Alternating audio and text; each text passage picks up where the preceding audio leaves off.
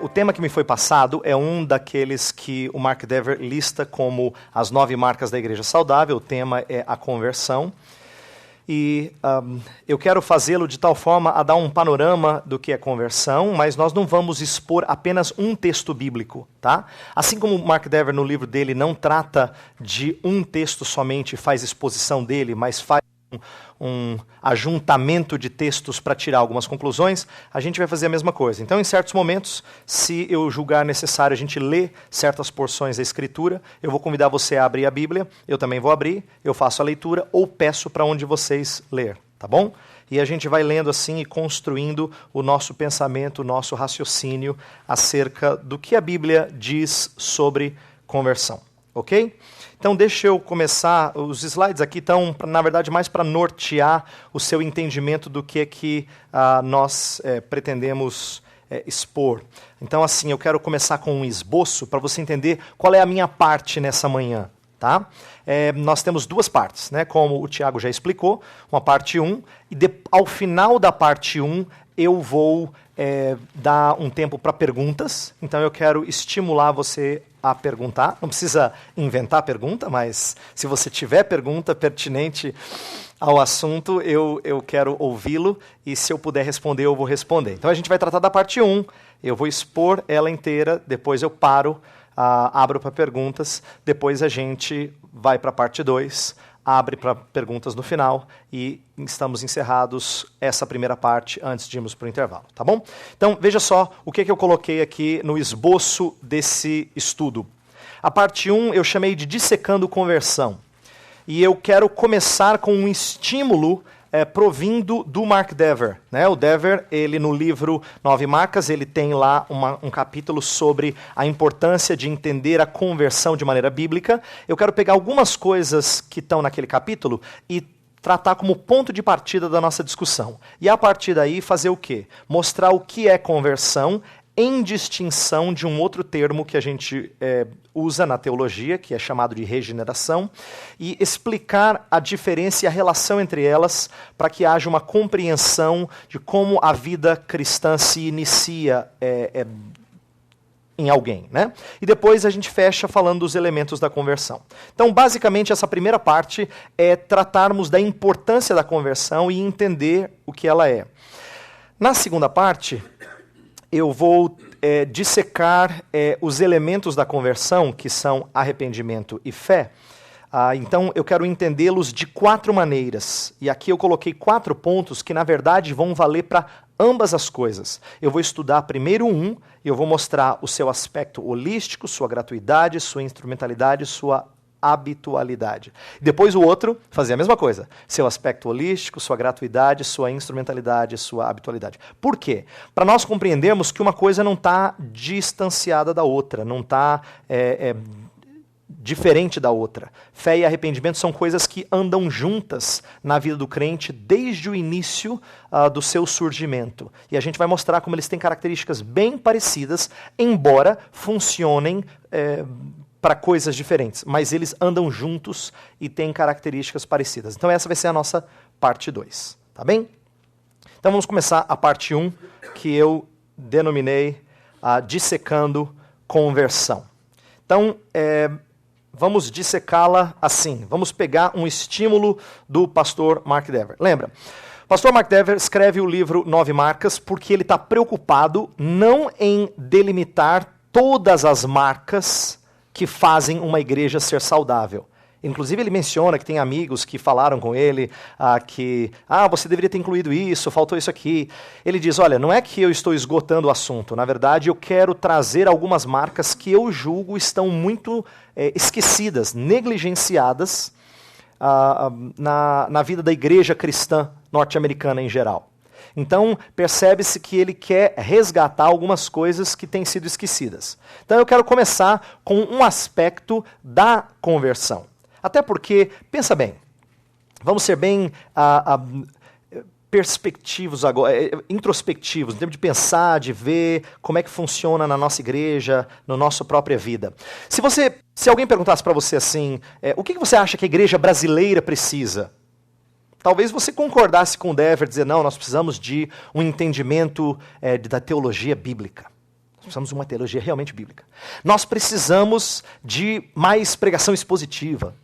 Nós precisamos da aplicação da disciplina na igreja. Nós precisamos de uma liderança que reflita princípios bíblicos. Eu acho que tudo isso é mais fácil de enxergar, mas eu não imagino, olhando para a igreja evangélica em geral, eu não imagino que seja comum a gente dizer assim, os crentes evangélicos precisam falar mais de conversão. Até porque, ao que me parece, essa é uma das coisas que mais se fala no meio evangélico brasileiro.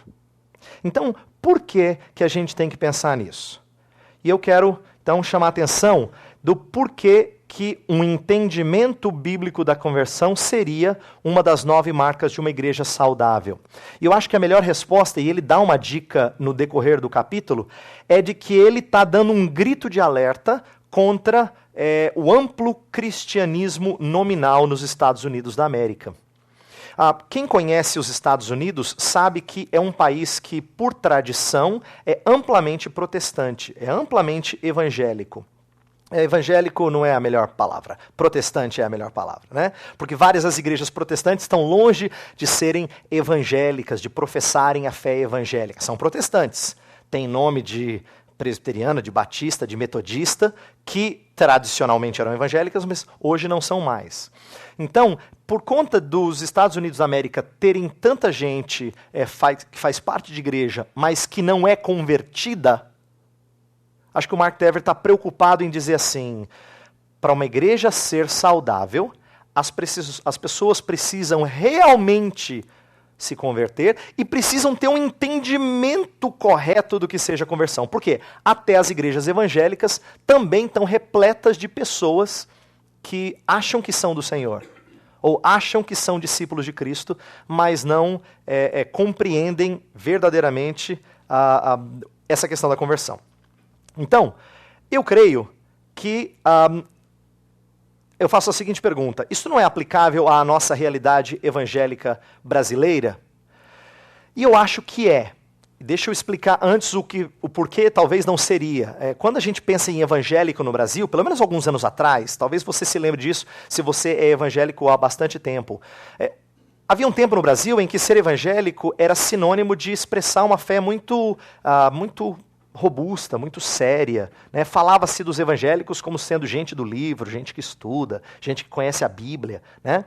Tinham até assim, os crentes eram caçoados no Brasil, lá vai o Bíblia.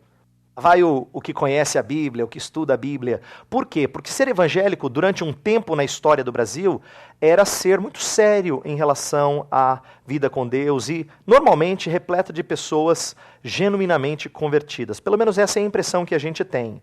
Mas à medida que o crescimento do movimento evangélico chegou a índices impressionantes, o que aconteceu? Começou a surgir vários grupos que ninguém pensava neles antes, né? Então eu enumerei aqui alguns grupos. Os ignorantes do evangelho. Hoje à tarde, o Greg Gilbert, que é um dos palestrantes, vai falar sobre a importância de compreender o evangelho. Eu costumo dizer, onde eu falo em lugares diferentes no Brasil, que nós, evangélicos, deveríamos conhecer o evangelho muito bem. Mas a verdade é que muitos evangélicos parecem desconhecer o evangelho. Então você tem gente evangélica que não conhece o evangelho, né? É vergonhoso isso. É como você ser um brasileiro e não saber o que se passa no Brasil.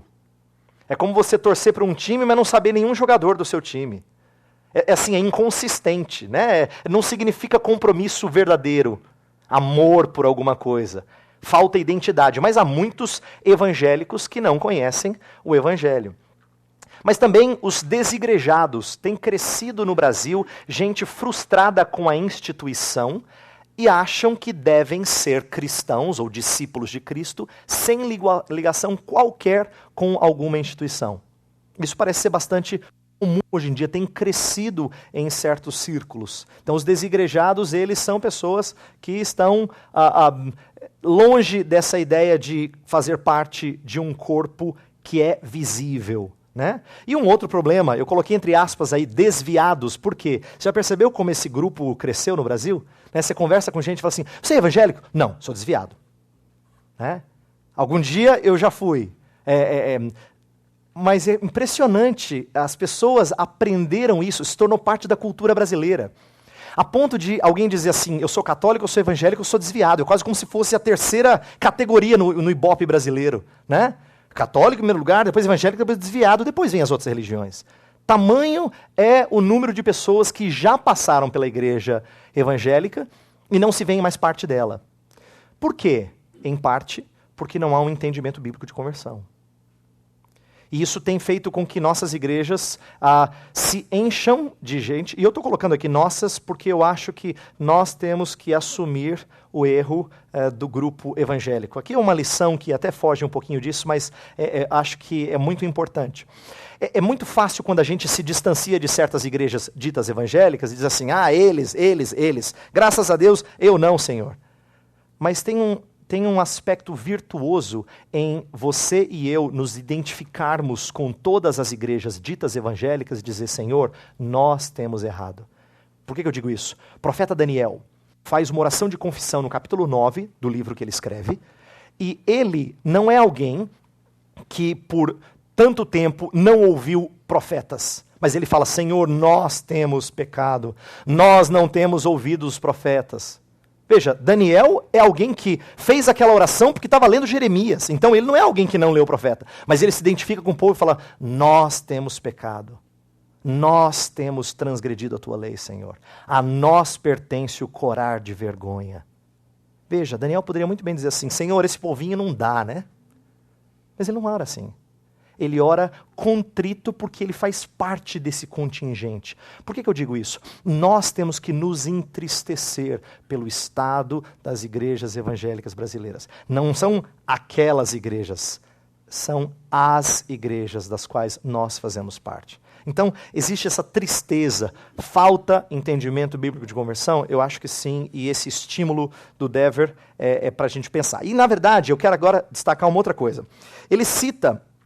no meio do capítulo dele, no livro, ele cita uma antiga confissão de fé batista para resgatar um entendimento rico de conversão. Eu quero pegar essa confissão de fé batista e destacar alguns pontos para mostrar que esses pontos mostram, ressaltam elementos que não podemos deixar de entender, de destacar com respeito à confissão. Olha só, com respeito à conversão, me perdoe. Olha só, a confissão de fé, ele cita por nome, lá no capítulo, é a confissão de fé de New Hampshire. Foi escrita em 1833. Então, está falando de algo escrito há muito tempo, antes da igreja onde ele trabalha ter sido iniciada. E ele cita o seguinte parágrafo. Cremos que o arrependimento e a fé são deveres sagrados e também graças inseparáveis, operadas em nossas almas pelo Espírito regenerador de Deus. Pelo que, sendo profundamente convencidos de nossa culpa, perigo e incapacidade, e do caminho da salvação por Cristo, nós retornamos para Deus com contrição, confissão e súplica, por misericórdia não fingidas. Ao mesmo tempo, recebendo genuinamente o Senhor Jesus Cristo como nosso profeta, sacerdote e rei, e confiando nele somente, como único e todo suficiente Salvador. Veja só, eu quero destacar algumas coisas, não importa a gente entender tudo que está aqui e dissecar tudo que está aqui, mas tem alguns elementos aqui que são bastante interessantes de destacar. Primeiro, quero que você olhe espírito regenerador. Nós vamos falar hoje sobre o pré-requisito da conversão. Quando se fala de conversão na vida cristã, você tem que compreender o que acontece antes da conversão, o que habilita a conversão. Então, nesse parágrafo, nesse artigo da Confissão de Fé de New Hampshire, tem aí o elemento do Espírito regenerador. Interessante, né? Porque ele dá esse atributo ao Espírito. É um atributo tirado lá de Tito 3, fala o Espírito regenerador e renovador, né? Esse atributo é importante, nós vamos falar sobre ele, tá? Então eu quero destacar aqui pontos nesse artigo que nós vamos destacar no decorrer do nosso estudo nessa manhã. Segunda coisa, depois do pré-requisito da conversão, entender qual é a essência da conversão. E não tem muito segredo. Conversão é retornar. Retornamos para Deus. Essa maneira de colocar a coisa é muito correta. Nós retornamos para Deus com contrição. Isso é conversão. E a gente vai falar de alguns elementos desse retornar para Deus que marcam não só o início da vida cristã, mas o dia a dia da vida cristã. Tá? Então, depois do pré-requisito da conversão, depois da essência da conversão, a gente vê os elementos da conversão. Olha só. Cremos que o arrependimento e a fé são deveres sagrados. Os elementos da conversão são arrependimento e fé, e a gente vai estudá-los com mais cuidado na segunda parte hoje. Mas tem bastante coisa nesse artigo e é isso que eu queria mostrar para você. E por último, a gente vai perceber algo muito interessante. E confiando nele somente como único, todo suficiente Salvador. A palavra confiando está destacada até pelo próprio Dever no livro dele. Por quê? A gente vai perceber que o confiar é a principal característica da fé. Não é a única. Nós vamos olhar como há vários séculos os estudiosos, os teólogos entendem fé e falam de elementos da fé, mas o confiar é o elemento que certamente recebe maior destaque desde o período da Reforma. E eu vou tentar mostrar aqui como é que a Reforma ela diferenciou-se da Igreja Romana do século XVI, mostrando a importância desse confiar. Tá? E isso marcou o início das igrejas evangélicas. Então, 4 elementos muito importantes num parágrafo só. Né? O Dever está lá explicando o livro dele e ele diz, olha, tem aqui um documento que mostra algumas coisas importantes. E ele cita esse documento.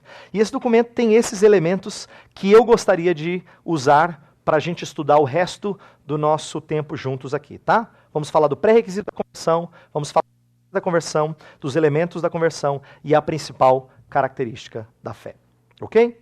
Vamos então prosseguir. Vamos lá. Conversão não é o início. Por que eu estou dizendo isso? Porque nós nos esquecemos disso até quando a gente conversa.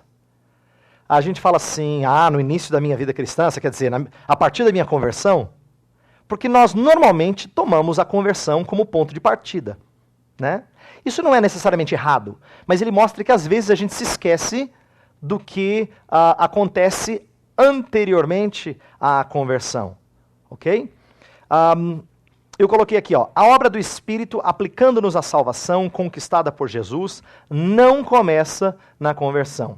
Entenda o seguinte, a conversão é, para usar a ilustração que Jesus usou na parábola do semeador, a conversão é quando você vê a plantinha nascer. Tanto é que existem conversões que não são genuínas. Aquelas que acontecem em terreno rochoso ou cujos espinhos sufocam. Mas quando você vê a plantinha, você fala, nasceu. Mas para que você visse a plantinha, o que teve que acontecer debaixo da terra? Isso você não vê. Esse debaixo da terra é algo que eu gostaria de trabalhar como ponto de partida. Para se falar de conversão é preciso compreender a importância do solo, vamos dizer assim, do estado do solo. Agora, eu não vou falar aqui de coisas que a gente enxerga. Eu quero que você entenda o que está por detrás para que certas plantas permaneçam e deem frutos, a 100, 60 e a 30 por 1, e certas plantas morram antes de dar qualquer fruto. Porque o fundamental é a maneira como o solo está preparado. Lembra, a gente fala a parábola do semeador, mas o destaque, tem gente que prefere chamar a parábola dos solos. Porque o semeador semeia igual, não tem nada de diferente no semeador. A semente é a mesma. Inclusive a gente não pode nem dizer assim, não, foi pregação ruim, é por isso que o fulano não se converteu. Não, a semente é a mesma. Algumas caem no meio do caminho, outras num lugar, nasce mais solo rochoso, não tem raiz, seca. Outra nasce, parece que vai dar certo, vem os espinhos, sufocam. E a outra, a quarta e a última, é a única que frutifica. Mas isso mostra pra gente que existe uma diferença entre o que a gente vê e o que acontece antes do que a gente vê, tá? Então não é o início. Regeneração é a implantação da vida e necessariamente a antecede. Aqui agora vai uma explicação importante. Quando a gente estuda soteriologia, soteriologia é o nome que a gente dá para a aplicação do Espírito Santo às nossas vidas, tá? Quando a gente estuda teologia sistemática, existem partes da teologia sistemática e uma delas é chamada de soteriologia, que é a aplicação do Espírito Santo à sua vida. Então entenda o seguinte: soteriologia, principalmente nesse aspecto de aplicação do Espírito, que a gente chama de soteriologia subjetiva, porque tem a ver com a sua vida, a sua experiência, não é o que aconteceu na eternidade, Deus te marcando para a salvação, que a Bíblia chama de eleição. Não é o que aconteceu há 2000 anos atrás, Cristo Jesus pagando o preço do seu pecado, do meu pecado, tá? Não é isso. Soteriologia aplicada à vida do crente, então chamada de subjetiva, é aquilo que acontece na história do ser humano. Então, salvação na Bíblia tem pelo menos 3 estágios e obra do Pai, do Filho e do Espírito. O Pai é aquele que é responsável por iniciar essa salvação e esse plano ao marcar-nos para a salvação. É isso que eleição significa. O Filho é aquele que nos garante a salvação, morrendo na cruz do Calvário, vivendo uma vida íntegra, ressurgindo dentre os mortos e assim por diante. E o Espírito Santo é quem aplica a redenção. Tá? E ao aplicar a redenção, o primeiro elemento da aplicação é a regeneração. A gente diz que ele é o ponto de partida para as demais coisas. Implantar vida é o ponto de partida para que outras coisas aconteçam. Por exemplo, a Bíblia não fala que nós praticamos santidade sem termos vida. Né? João coloca bem claramente que aquele que é nascido de Deus não vive na prática do pecado. Aquele que é nascido de Deus ama o Senhor Deus.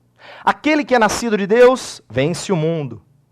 Você percebe que nascido de Deus precede todas as coisas? Você precisa ser nascido de Deus. Você precisa ter vida para depois você se santificar, vencer o mundo, né? Em geral. Tá? Então, regeneração antecede conversão. E eu coloco aqui, se não temporalmente, ao menos de forma causal. Eu quero defender, e depois eu posso abrir até para perguntas, se você tiver alguma dúvida, eu quero defender a ideia de que regeneração pode, e eu creio que acontece antes, pode acontecer, e às vezes acontece, antes de alguém, temporalmente antes, quer dizer, um espaço de tempo, antes de alguém realmente perceber que agora ele é de Cristo. De que houve um momento em que Deus implantou vida e aquilo fez ele buscar sedentamente por um caminho, até que ele falou, achei. É isso aqui. E de que esse achei é quando ele percebeu que ele se tornou cristão, mas de que havia vida nele antes que o impeliu e o moveu a chegar a esse ponto. Agora, nem sempre as coisas acontecem com uma distância temporal. Mas ainda assim, há uma relação causal entre regeneração e conversão. Não é possível se voltar para Deus se Deus não coloca vida em você. Então pode acontecer até no mesmo instante, na mesma noite, no mesmo culto, na mesma hora da sua conversão. Mas em termos de relação causal, regeneração sempre precede a conversão, tá? Então, para nós entendermos essa ligação de conversão com aquilo que acontece antes. Eu coloquei aqui, regeneração é o que faz mortos em delitos e pecados reviverem. Ela habilita o homem a responder à pregação. Olha só, por que regeneração tem que acontecer antes? Se não durante um espaço de tempo, pelo menos, ainda que no mesmo instante, mas tem que habilitar. Porque a Bíblia nos coloca como mortos em delitos e pecados, mas a Bíblia nos coloca como cegos para as verdades espirituais. A Bíblia nos coloca como surdos que não ouvem a voz. As suas ovelhas ouvem a sua voz. Ele fala isso. Mas aqueles que não são ovelhas não ouvem. Né? Tem ouvidos, não veem. Tem ouvidos, não ouvem. Tem olhos, não veem. A Bíblia usa essa linguagem. E pior ainda, aquele que não é de Deus é considerado inimigo de Deus. Então não só ele não tem capacidade, ele não tem disposição de se voltar para Deus. Para que ele se volte para Deus, que nós falamos que conversão é retornar para Deus, para que ele se volte para Deus, então ele precisa ser ressuscitado. Ele precisa ter vida, espiritualmente falando. Ele precisa ter vida. E precisa ter vida que o permite atender à pregação da palavra. Então, regeneração é aquilo que prepara para que a semente caia, nasça a planta e gere frutos. Tá? Então, voltando à analogia da parábola do semeador, é necessária, ela habilita o homem a responder à pregação. Aqui, por último no slide, eu coloquei: sem regeneração é impossível crer em Cristo. Com regeneração é impossível não crer em Cristo. Isso aqui é uma lição importante que a gente precisa aprender. Na teologia calvinista, na soteriologia calvinista, existe um ponto que a gente normalmente chama de o quarto ponto do calvinismo, chamado graça irresistível. E esse é um termo, às vezes, mal entendido por algumas pessoas, porque o termo pode dar a impressão de que Deus vai fazer, vai brigar com você, vai fazer uma disputa de braço de ferro, e como Deus é mais forte, você não tem como vencer Deus, então Deus derruba você e a graça chega e entra, invade, e você não tem jeito, você não... Mas esse conceito, ele é muito ruim, e ele não reflete a intenção dos teólogos que moldaram esse conceito. O conceito de irresistível não é que o homem luta com Deus. O conceito de irresistível é que não tem como um homem lutar com Deus. Eu explico por quê. Quando Deus trabalha na vida de alguém, ele não trabalha na sua vontade. Ele trabalha num lugar que é mais profundo do que a sua vontade. Ele trabalha num lugar que é anterior à sua vontade. Um lugar onde o homem não tem acesso. Por isso que ela é irresistível. É aquilo que a Bíblia chama de coração. E coração na Bíblia não é o órgão cardíaco que bombeia sangue para o resto do corpo. Coração na Bíblia, eu vou falar um pouco mais disso daqui a pouco, é um conceito judaico de centro, cerne, aquilo que é mais interior e mais profundo no ser humano. Quando a gente fala de regeneração, fala de implantar vida naquilo que é mais profundo. Em decorrência disso, o homem, quando é regenerado, ele é obrigado a responder. Obrigado assim, ele espontaneamente responde. Por isso que eu coloquei que com regeneração é impossível não crer em Cristo. É impossível.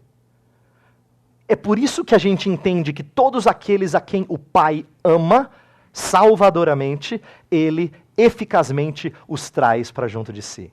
Essa aqui é uma coisa muito bonita acerca do amor de Deus. Eu quero que você guarde isso. Eu e você amamos de maneira muito fraca. Porque eu e você temos experiências na nossa vida de alguém que nós amamos que não retribuiu o nosso amor. E a gente podia amar assim loucamente que não ia fazer diferença nenhuma. Há casos até que quanto mais se ama, parece que mais irritada a pessoa fica. Né? Todos nós temos histórias assim, seja uma paixão de adolescente, alguma coisa de mais velho, ou um amigo mesmo, amigo, parente. Há casos de pessoas que nós amamos que não respondem ao nosso amor, pois o amor de Deus é o único que eu conheço que triunfa sobre todos aqueles a quem Ele derrama o seu amor, para quem Ele derrama o seu amor. Com amor eterno eu te amei e com benignidade te atraí. Jeremias 31, 3. Deus ganha todos aqueles. Por isso que eu falei que sem regeneração é impossível vir a Cristo. Com regeneração é impossível não vir a Cristo. Que Deus atrai eficazmente todos para junto de si. Vamos prosseguir aqui. Então, o meu ponto era fazer você compreender que regeneração e conversão são dois lados importantes do início da vida cristã, mas precisam ser entendidos como distintos. Estão interligados? Claro que estão, mas são distintos. Por exemplo, regeneração é uma obra monergista, enquanto conversão é uma operação sinergista. Eu vou explicar. Monergista significa mono-ergo, né? É uma energia só, é uma ação só. Mono, uma, e de fazer, de uma ação. Então, monergista significa que só um age. Quando você e eu nascemos, a gente não escolheu nascer. Fizeram a gente nascer. alguém que não nós trabalhou para que nós nascêssemos. Então, na regeneração, nós também não temos vez, não damos palavra, não opinamos sobre, eu gostaria de nascer assim, né, eu gostaria de nascer assado. Não. Portanto, regeneração é compreendida como uma obra só de Deus. Já a conversão é compreendida como uma obra de Deus e do homem. Eu vou falar um pouquinho mais disso daqui a pouco, de Deus e do homem. A Bíblia coloca esses dois elementos, ela apresenta isso. Ela fala como Deus trabalha em nós de tal forma que a gente responde a Ele. Mas eu não estou falando só de regeneração, estou falando de Deus realmente fazer-nos voltar para Ele, fazer-nos converter a Ele. Né? Jeremias, por exemplo, fala assim: Senhor, converte-nos a Ti, então seremos convertidos. Jeremias escreve isso tanto no seu livro, Profeta Jeremias, quanto em Lamentações. O que ele está querendo dizer? Senhor, a gente apanhou muito. Lembra, Jeremias está escrevendo no tempo em que Israel, o Judá, está no ápice do seu abandono da fé, da sua distância de Deus. E ele viu que assim, Deus mandou profeta, Deus mandou castigo e nada. Até que Deus tirou o que havia de mais precioso deles. Então, o pedido de Jeremias é uma súplica de quem está no fundo do poço. Senhor, transforma-nos. Muda a nossa direção e a gente vai mudar a nossa direção. Converte-nos a Ti, então seremos convertidos. Olha só, regeneração prepara-nos para ouvir a pregação da palavra. Conversão é a nossa resposta à pregação da palavra. Está vendo como precisa haver uma distinção para você compreender que, ainda que aconteça no mesmo dia, a gente não tem como saber, tá? Ainda que aconteça no mesmo dia, regeneração é aquilo que prepara para na hora que você ouve a palavra, você responda a ela, que é a conversão. Então, regeneração, ela funciona com esse efeito causal. A regeneração é invisível. Conversão é visível. Regeneração é implantação da vida. Conversão é manifestação da vida. O que eu quero dizer? Você e eu, hoje, podemos saber, não só da gestação de uma mulher, mas num determinado momento da sua gestação, você pode ver aquela vida. Mas, até algum tempo atrás, isso não era possível. Né? Então, você cria que fulana está grávida, mas você só ia ver na hora que isso desse evidências. Né? A regeneração seria como se fosse a concepção. E conversão é quando você já tem a criança nos seus braços. Quem é pai sabe que a sua esposa, a sua mãe dos seus filhos, a sua esposa, ela curte a gravidez desde o início. Porque está dentro dela, faz parte dela, ela se vê mãe, ela age como mãe, ela reage como mãe. A gente como pai, a gente fica assim, curtindo, né? Fala para todo mundo, fica meio abobado, fica pensando se vai dar conta, se não vai, mas você se sente pai mesmo na hora que aquele coisinha cai no seu braço. Aí você fala, meu Deus, não é que eu sou pai mesmo? Parece que cai a ficha. Por que eu estou usando essa ilustração? Deus trabalha na vida de alguém antes, mas conversão é o momento em que você fala assim, meu Deus, é isso. Agora eu entendi. É quando as coisas se tornam manifestas, você enxerga. Deus já trabalhava em você antes, mas agora você enxergou, agora você viu. Ficou manifesto essa vida que Deus implantou em você. Tá? Então, agora um pouquinho sobre a essência da conversão. E depois desse slide, eu vou fazer uma pausa para a gente ter um momento de perguntas antes de prosseguir. Tá? Então, um pouquinho sobre a essência da conversão. Conversão envolve virar-se do pecado em direção a Deus. Na verdade, conversão ele tem esse sentido, essa ideia de virar-se. Né? Eu sei que é óbvio pelo sentido da palavra converter, mas eu queria chamar a sua atenção para uma coisa. Eu vou pedir agora para vocês me ajudarem com leitura de textos bíblicos. Então, quem quiser ler o texto, vai levantar a mão, nós vamos passar o microfone. Tá? Eu vou pedir para algumas pessoas lerem, vou dar aqui 3 textos. Mateus 12:44, achou, levante a mão, você pode ler. Marcos 8:33, outra pessoa, procure por favor. E Gálatas 4:9. Mateus 12:44, Marcos 8:33 e Gálatas 4:9. Alguém achou Mateus 12:44? Levanta a mão para você ler no microfone. Ali, muito obrigado. Pode ler, por favor. Por isso diz: voltarei para minha casa da onde saí, e tendo voltado, o encontra vazia, varrida e ornamentada. Por que citei esse verso? Para você saber que a palavra voltar para casa, que não tem a ver com conversão aí, é a mesma palavra que é traduzida por conversão, converter em outros textos. Epistrefo é a palavra grega, epistrefo. Tem esse sentido de voltar. Olha o outro texto, Marcos 8:33. Quem achou, por favor, pode ler no microfone. Ali atrás, Marcos 8:33. Mas ele, virando-se e olhando para seus discípulos, repreendeu a Pedro, dizendo: para trás de mim, Satanás, porque não cuidas das coisas que são de Deus, mas sim das coisas que são dos homens. Olha só, virando-se para Pedro, disse.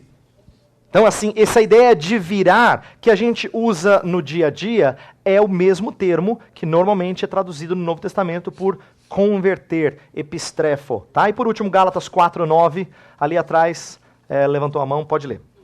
Mas agora que conheceis a Deus, ou antes, sendo conhecidos por Deus, como estáis voltando outra vez aos rudimentos fracos e pobres, aos quais de novo quereis ainda escravizar-vos? Isso aí é uma conversão apóstata, tá? Voltar-se para a coisa da escravidão. Como é que vocês vão voltar? Se vocês já voltaram para Deus, como é que vocês vão voltar para longe de Deus agora? Mas o mesmo termo, epistrefo, está sendo usado aí como o sentido de voltar. Tá? Então, essencialmente, conversão é isso, é virar-se. Só que o virar tem dois elementos. Você nunca vira só do pecado. Sabe qual é o problema do ímpio? O ímpio acha que consegue cortar hábitos pecaminosos e nunca mais praticá-los. Mal sabe ele que coração não fica vazio de Senhor. Se você quebra com um Senhor, você adora outro Senhor. Se você não adora o Senhor verdadeiro, você vai procurar outro Senhor para adorar. Então, o ímpio, quando ele luta com algum vício, com algum pecado, ele acha que se ele for resoluto, se ele for resolvido, ele vai vencer. O problema é que o nosso coração é religioso. O nosso coração precisa de alguém que o controle. Então, se ele vence aquele vício, enganoso é o coração dele, se ele acha que agora ele é um homem livre. Porque ele vai se ater a outra coisa. E essa outra coisa pode nem parecer para ele tão ruim assim. Mas o seu coração não consegue se ver livre disso. É importante a gente compreender isso. Por quê? Porque quando Deus fala sobre conversão, ele fala de virar-se do pecado para Deus. Vou dar uma ilustração. O rei Josias, quando o rei Josias promoveu mudança na vida do povo de Judá, ele não só quebrou com os postes ídolos e a idolatria que havia e arrancou do templo. Se fosse só isso que ele fizesse, pouco efeito ia ter, porque logo iria voltar. Mas ele faz o quê? Ele arranca o que é mal e ele coloca de volta o que é bom. Isso é uma lição preciosa para a gente. Compreender que a conversão, ela só acontece quando alguém substitui maus hábitos por bons hábitos. Você não consegue ficar sem hábitos. Substitui um senhor por outro senhor. Substitui um compromisso por outro compromisso. Então sempre é voltar-se do pecado para Deus, virar-se do pecado em direção a Deus. Você precisa desses dois atos conjuntamente. Porque se você não voltar para Deus, houve conversão para outra coisa, mas não conversão genuína. Tá? Tanto Deus nos converte, como nós nos convertemos a Deus. Veja, eu estou querendo aqui destacar esse elemento sinergista que eu falei para vocês. Eu disse que conversão, diferente de regeneração, é uma coisa sinérgica. Por quê? Porque Deus e o homem participam disso. Deixa eu explicar para que alguns de vocês que foram treinados a compreender teologia calvinista não falem assim, peraí, não, eu fiquei sabendo, minha teologia é monergista, né? Deixa eu explicar. A Bíblia nunca fala que Deus crê por você. A Bíblia nunca fala que Deus se arrepende por você. A Bíblia exorta você a crer. exorta você a se arrepender, exorta você a se converter. Lembra, os profetas constantemente, convertei-vos dos vossos maus caminhos, o tempo todo. Convertei-vos dos vossos maus caminhos. Então, frequentemente, a Bíblia usa, até mais, com mais frequência, esse sentido de que nós nos voltamos para Deus. Mas, também a Bíblia mostra como Deus trabalha isso em nós. Então eu vou pedir para você abrir, eu vou ler esse texto, mas vou pedir você abrir na oração de Daniel 9, que eu mencionei há pouco, para você ver a beleza dessa ideia de conversão ser uma obra tanto de Deus quanto do homem. Daniel capítulo 9, eu vou ler o verso 13. Olha que texto precioso. Fala assim: como está escrito na lei de Moisés, todo este mal nos sobreveio. Apesar disso, não temos implorado o favor do Senhor nosso Deus para nos convertermos das nossas iniquidades e nos aplicarmos à tua verdade. Presta atenção. Daniel está confessando o pecado de gerações, inclusive da dele, de chegar a um ponto em que não dá mais. E ele está pedindo para Deus levá-lo de volta para a sua terra.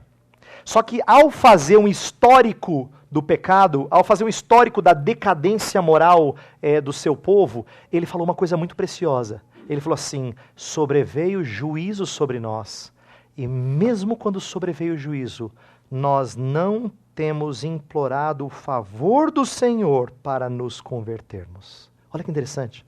Implorar o favor do Senhor para nos convertermos. Tem ação dupla aí. É para nos convertermos. Nós vamos nos converter, mas a gente implora o favor do Senhor para nos converter. Então, essa oração de Daniel diz assim: que triste, Senhor, o nosso pecado, porque até quando nós estávamos sob juízo, nem nesse momento a gente pediu que o Senhor nos concedesse condições para nos arrependermos. Tá? Então, é tanto uma ação de Deus em nós, mas é também, e principalmente, esse é o destaque maior da Bíblia, uma ação nossa em relação a Deus. Conversão é tanto uma experiência única como uma atitude contínua na vida cristã. Aqui eu preciso fazer uma observação. Eu estou falando de conversão principalmente como o início da vida cristã, né? Assim, aquilo que normalmente a gente compreende, né? Quando eu me converti lá atrás, tal. Mas a Bíblia também usa conversão como algo contínuo.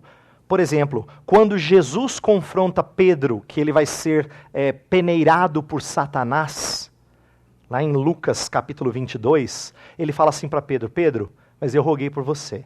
Então, quando te converteres... Aí você age assim. Olha que interessante. Jesus não está falando para Pedro: Pedro, você não é crente, mas quando você levantar a mão e for à frente, ele não está falando disso. Ele não está falando do início da vida cristã de Pedro. Ele está falando que, num determinado momento da vida de Pedro, ele vai se converter. Então, conversão, outro momento em que isso é usado frequentemente, as cartas de Jesus às igrejas na Ásia, Apocalipse 2 e 3.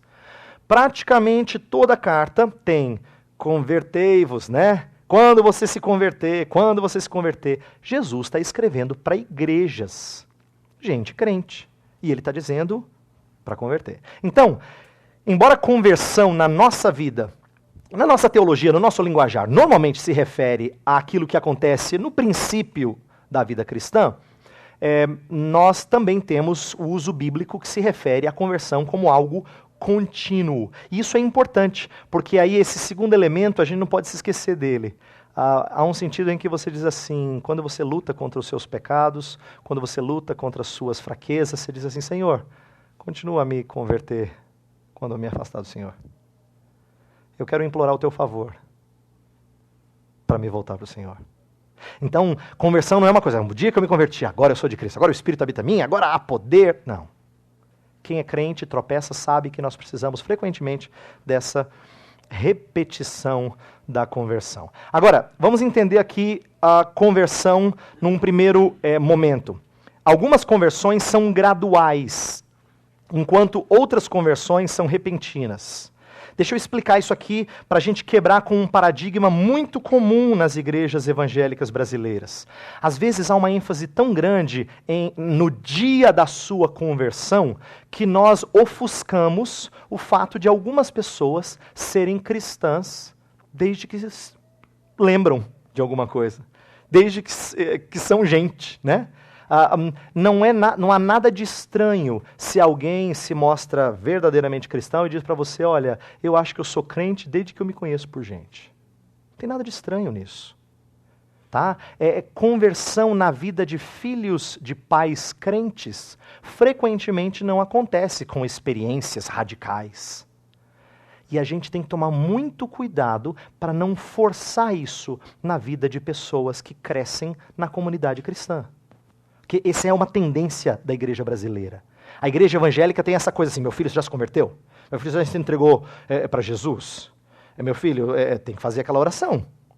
Senhor Jesus, entra no meu coração.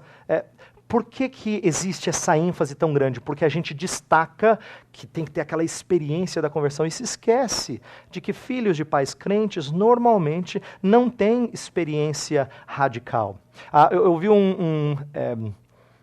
um autor dizer assim, que não importa como você faz a virada para Deus. Pode ser aquela virada brusca, ou pode ser que você pegue uma direita aqui, vá um quarteirão para lá, para lá, para lá, para lá, depois... Não importa que você volte-se para Deus. Não importa como. Uma vez eu compartilhei com um amigo que tinha tido uma daquelas experiências lindas que às vezes a gente tem inveja santa, sabe assim? E eu sou filho de pais crentes, então eu disse assim para ele, Jimmy, eu falei isso na minha adolescência, quase juventude, eu falei assim, eu queria ter tido uma experiência marcante como a sua. Aí ele olhou para mim e falou assim, Heber, não deseje isso. Eu gostaria de ter tido a tua experiência. De não ter sido marcado por uma vida de pecado, de luxúria, de podridão. E aquela palavra dele pesou, porque eu queria a experiência linda, o testemunho bonito. E eu me esqueci que o testemunho bonito significa muitas e muitas cicatrizes em anos passados. Ele queria ter tido uma conversão como eu tive, em que Deus me fez gradativamente entender que eu era do Senhor, sem nenhuma experiência maravilhosa. Então, por favor, não exija aquilo que a Bíblia não exige, tá? Daqueles que conhecem o Senhor desde cedo. E por último, eu vou agora abrir para perguntas depois disso. Os elementos desse retorno são arrependimento e fé. Então, esses são os elementos da conversão que nós vamos tratar na segunda parte. Tá? Nós vamos falar de arrependimento primeiro, depois vamos falar de fé, e eu vou tentar descrever como eles são parecidos em certas características. Vou descrever cada um deles, mas vou tentar mostrar a sua interligação. Vamos abrir para perguntas e fazer nos moldes que já é conhecido aqui. Quem quer perguntar, pergunta no microfone, tá certo? É isso mesmo? Então já tem gente que levantou a mão. Vamos um por vez, eu vou tentar responder, tá? Então, assim que eu terminar de responder outra pergunta, pode levantar a mão e nosso amigo ali vai conceder microfone para outros. Então, pode fazer a primeira pergunta.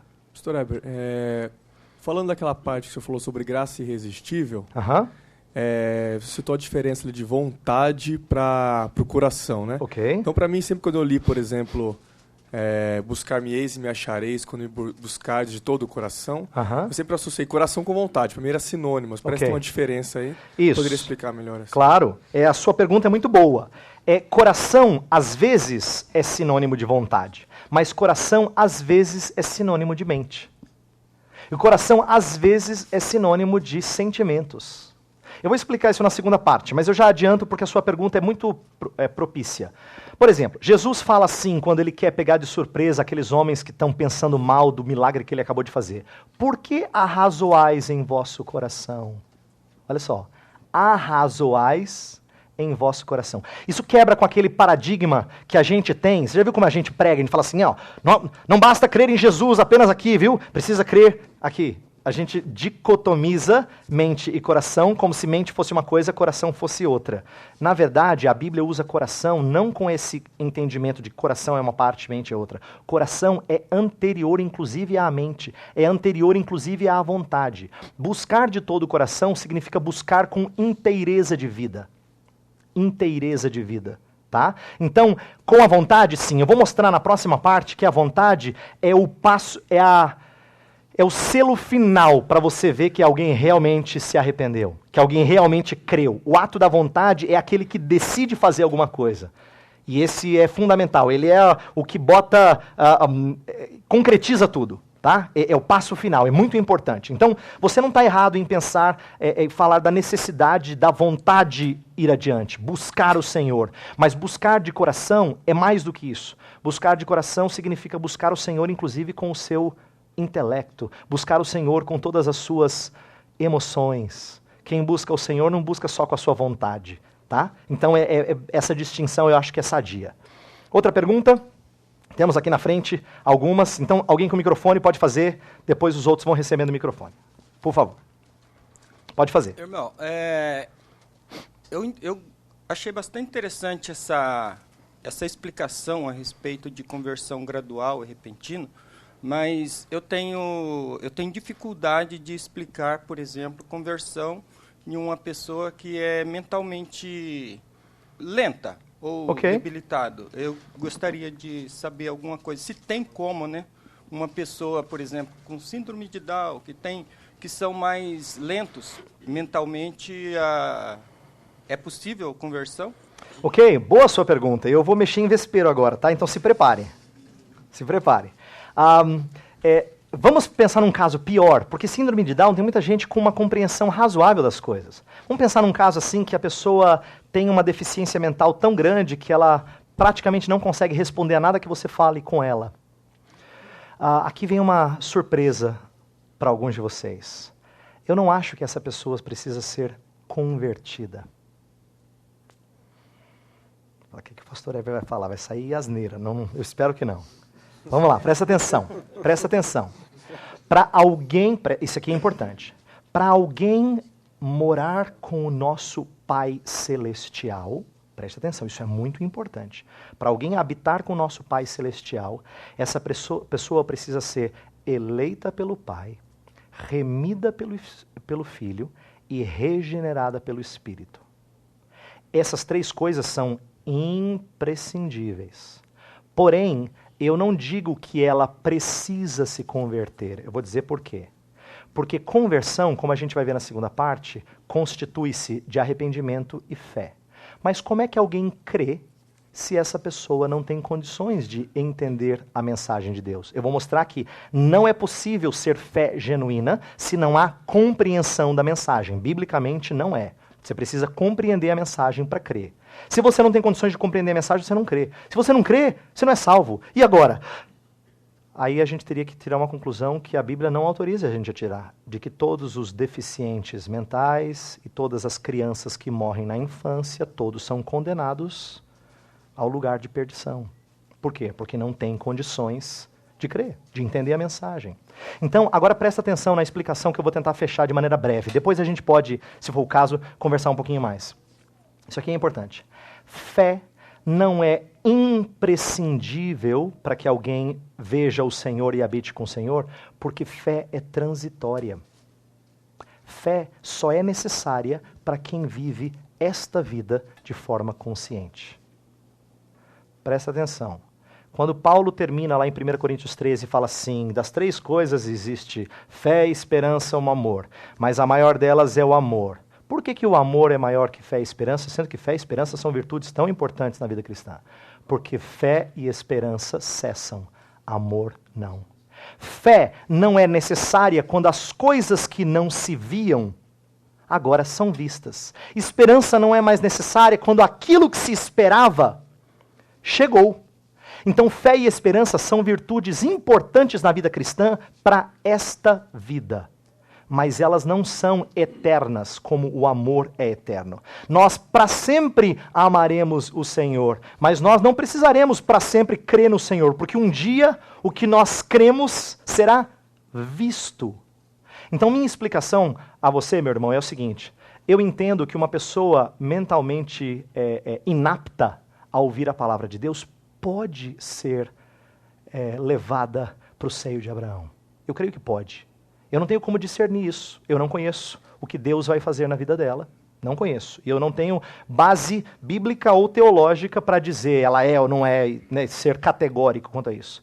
Mas eu creio que é possível. Por quê? Porque a Bíblia ensina fé e esperança e outras coisas mais como sendo transitórias, necessárias para quem vive esta vida, mas não imprescindíveis para todo e qualquer caso. Senão a minha conclusão vai ser muito triste. E eu vou fechar a minha resposta dizendo o seguinte: qual é a saída de alguns evangélicos? É dizer que criança abaixo de tal idade não tem pecado. É inocente. Então, se morre, vai para o céu. Agora, você sabe, se você aprendeu um pouquinho de teologia reformada antes, que a Bíblia não permite essa conclusão. Ela é antibíblica em vários aspectos, e eu não vou explicar agora. Ela não só é antibíblica, ela é até meio cruel, porque, vamos ser bem francos, eu não quero aqui brincar com a fé de ninguém, mas se uma criança morre pequenina e é salva, se morre pequena, você devia estar até feliz. Ah, Senhor, graças a Deus, pelo menos essa está garantida. E eu não estou fazendo isso em tom de gozação, eu estou falando que essa deveria ser uma conclusão lógica de quem crê assim. Você deveria agradecer a Deus se uma criança morre ainda pequena, porque não teve possibilidade de pecar e ser condenada. Porque é isso que a maioria dos evangélicos no Brasil crê. Mas a Bíblia não autoriza esse tipo de conclusão. Então, como nós cremos que eu nasci na iniquidade e em pecado me concebeu minha mãe, como nós cremos que os ímpios se desviam desde a sua concepção, como nós cremos que, por natureza, nós éramos filhos da ira, estou citando todos os textos bíblicos, como nós cremos, assim como a Bíblia diz, se eu não entendo da maneira como eu expliquei ao irmão agora, eu sou obrigado a deduzir que essa pessoa que morre, ou infante, ou com deficiência mental, tem que ir para o inferno. E essa conclusão, eu acho que ela não tem embasamento bíblico. Então a minha explicação é apenas para dizer que conversão é algo que alguém precisa experimentando esta vida, de forma consciente. Tá bom? Se nós precisarmos explicar um pouco mais, quem sabe no intervalo. Ok? Vamos lá, próxima pergunta. Aquele parênteses que o irmão fez a respeito do o termo que se não usa nos Estados Unidos, né, evangélico, e sim protestante. Uhum. No Brasil nós temos dificuldade também, porque somos cristãos, crentes ou evangélicos. Ou qual seria o melhor termo para se identificar? Termos sempre se desgastam. Então você pode achar um que daqui a algum tempo vai se desgastar. Por quê? Porque pessoas passam a gostar dele, passam a usá-lo, e aí ele perde... Eu acho que evangélico é lindo, porque fala do evangelho, mas evangélico já não significa muita coisa, né? Crente. Houve tempo que a gente falava crente direto, mas só que crente perdeu também um pouco da sua força, porque o católico também quer dizer, eu também sou crente, eu também creio. Né? E o termo crente também não fala em que você crê. O evangélico tem um teor um pouco mais bonito, porque ele fala, eu creio na mensagem do evangelho, eu sou salvo e remido pelo evangelho. Mas, de novo, você poderia dizer, não, eu sou cristão. Só que cristão também pode não comunicar bem no nosso país, que tem tantos grupos. Então, a minha preocupação maior é que você sempre explique o que você crê, em quem você crê, antes do que usar rótulos. Vou terminar dizendo o seguinte: até termos teológicos como reformado, calvinista, não significam as mesmas coisas. Arminiano, ou sei lá, não importa o termo que você queira usar, né? Não significam as mesmas coisas. Tem pessoas que creem de um jeito e tem pessoas de outro. E tem gente que fica bravo com quem usa o termo, mas crê diferente dele. Entendeu? Então termos se desgastam. Historicamente, percebe-se isso várias vezes. Tá? Eu acho que o termo é a parte menos importante. A gente pode encontrar bons termos, mas a gente sempre vai ter que explicar. Sempre. Tá? Temos tempo para mais pergunta ou não? Temos tempo para mais pergunta? Não? Então vamos fazer o seguinte, a gente vai ter outro momento de perguntas. Vamos fazer uma pausa aqui, pela questão do vídeo, né, porque alcançou o tempo aqui, e aí depois a gente faz.